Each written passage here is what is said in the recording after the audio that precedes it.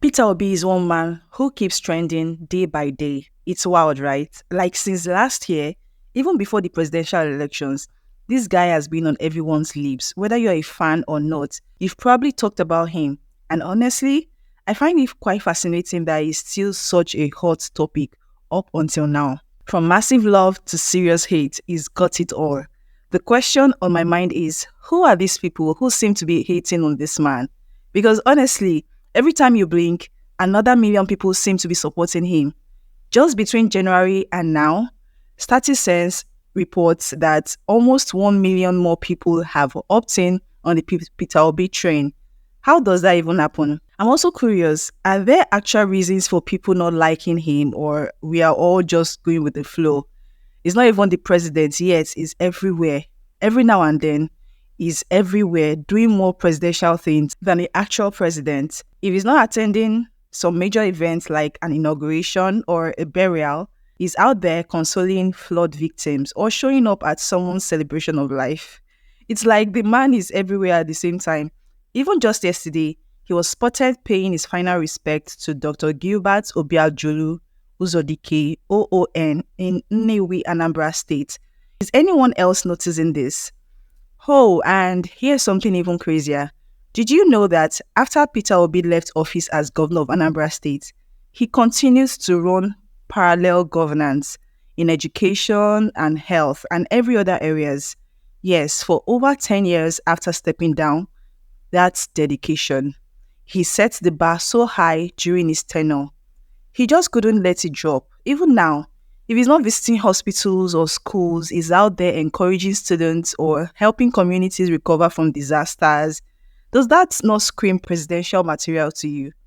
As I speak, there's a new viral video of Kwakwanso, former governor of Kano State and presidential candidate of the new Nigerian People Party, NNPP, where he boldly claims, "I am bigger than Peter Obi in every way." He even says, "I'm his elder brother, I have a PhD, and I performed better as governor during my time."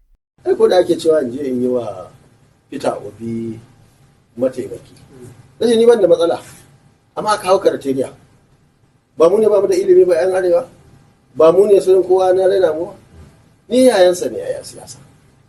Kuma duk abin da aka dauko an sa criteria. Da ilimi, ni ba sa ana bane a ilimi. Ni na da PhD a civil engineering. Rike mukamai ba irin mukamai ɗaya maka. Performance ɗinmu ma aikin da muka ba iri ɗaya ba a jihar su da jihar. Mun ce a kawo wanda ke cewa mu je mu zace ku kawo menene criteria da za a je ni masa. Saboda hakan an zo ma za a ce a kawo criteria. Ai hankali muke ake ko kuma wannan jama'iyya ai mu muke gina ta ba kamar PDP ba ce duk muka zo muka haɗu waɗansu suka shigo ko APC kawai shi kenan mutum ya zo ya taka haye.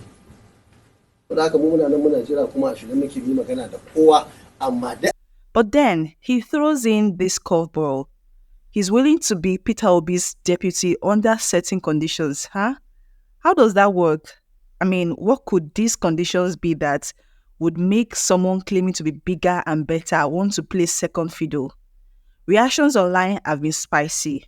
One person commented, "How can you boldly come out to say you're bigger than Peter Obi in politics? No be juju be that. Like, since when did 1 million become bigger than 6 million? Someone should help us check on this PhD holder, please." Another person chipped in. Absolutely, he used to be bigger than Peter Obi politically before 2023 happened. If he spoke for past, he's right. If he spoke for the present, he's wrong. But if he spoke for tomorrow, we are watching. And then you have the people who think Peter Obi's good deeds, like his recent 10 million naira donation to Orifite Hospital, or his earlier 20 million naira donation, or the money donated to the Borno flood victims, are just a strategy to win people over for the 2027 elections. Could this be true? I mean, all of these things he has been doing, some people actually see it as a strategy. Or is Peter Obi genuinely doing what he's doing? After all, some claim he did nothing for Anambra State, while others argue he was hands-on, improving schools, and making Anambra State one of the safest states during his tenure.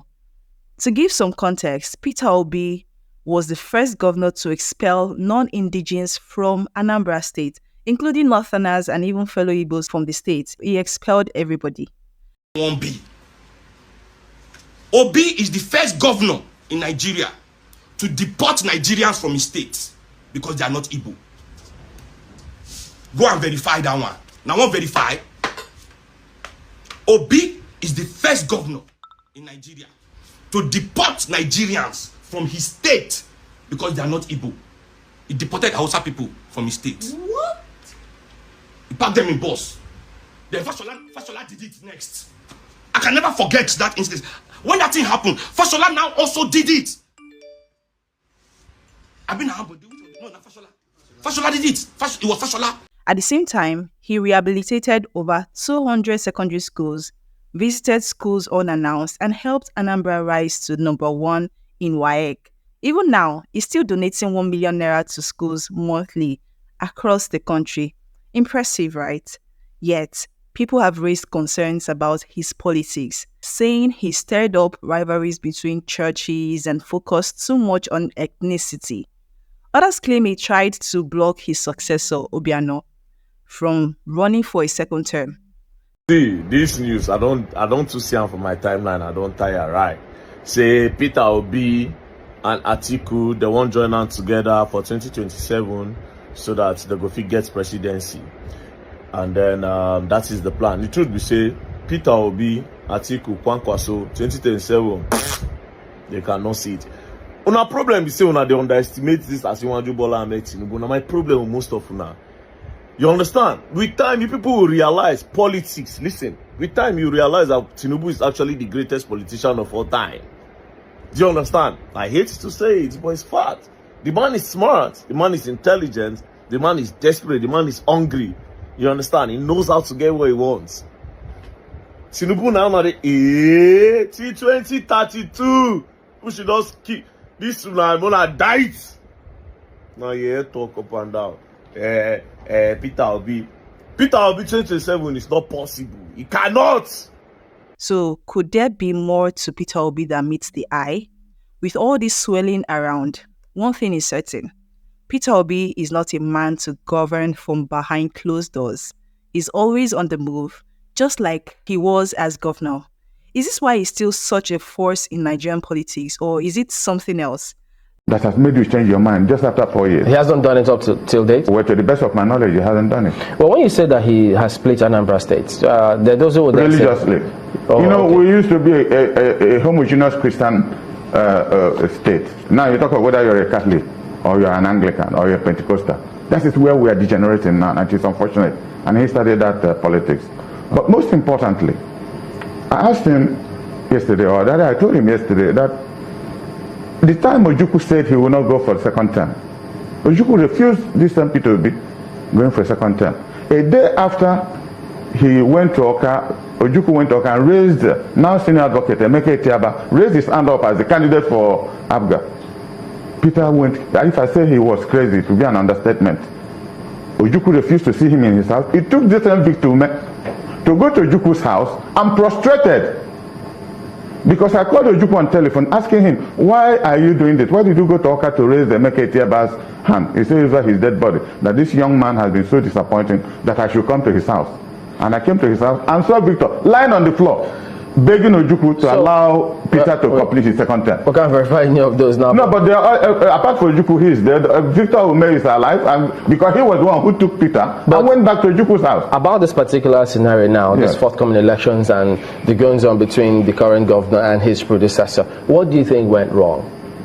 Well, I was listening to my friend, and he hardly ever said what went wrong, other than Anambra. He said there's no continuity. Well, I didn't know what continuity meant, because he was Commissioner for Information, and I would like a situation where you people will bring him back, and probably I'll be around, because he was Commissioner for Information. Go to ABS and the newspaper of Anambra State, when he was Commissioner, it was a sorry sight. Chamberlain, if you go to ABS now, it's as good. I don't want to write down your station. Your own is a child's play for an ABS in Oka. I'm telling you, it looks first class.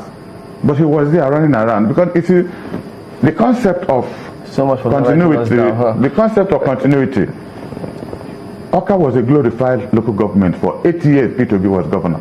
If you're passing through Oka now, over flyovers, you won't know when you pass Oka. So what is But most importantly, what was he saying? Or he said that look, he has some of the roads. That's freedom of expression. I'm coming first. You see, the governor, when he launched his mission statement and vision, he had 4 cardinal principles. One is agriculture, industrialization, trade and commerce, and then oil and gas. But he showed some enablers. You know, by the time Peter was governor, what was rife in Anambra State? Kidnapping, armed robbery, all our big shots, nobody came home. But I tell you, in the past 4 years, people in Anambra sleep with their 2 eyes closed. Security has become, you're a journalist, you should know, because you write about this, everything that, until recently when some warlords came in from South Africa and got themselves messed up. What do you say to those who say that, well, a lot of this, what you've just said now, was made possible because the former governor, from what he said he left over 75 billion naira in the account. Well, so the governor there have been a dispute about because at the end of the day, it was 9 billion that P2B left. It's not true. Not over 75 billion. That was falsehood. 9 billion, and I would like you to invite officials of the present government and invite Peter to tell us how this 9 billion was left. Because the claim, and I saw him claiming that P2B has no property anywhere in this country. This is the greatest fallacy of the 21st century. Peter owns a company called Next International. He's probably the biggest property owner in this country. I don't talk of the big shopping mall in Abuja. His younger brother controls everything he did. Is there anyone in Anambra? Oh yes, there's ShopRite he has at Onisha. Everything about ShopRite is P2B. He annexed a land in my town through a foreign and offshore company. And he's building something there now. Let's hear what you have to say about all of this. And do you think 2027 election will be possible with Peter Obi? Let's hear your thoughts on this particular issue.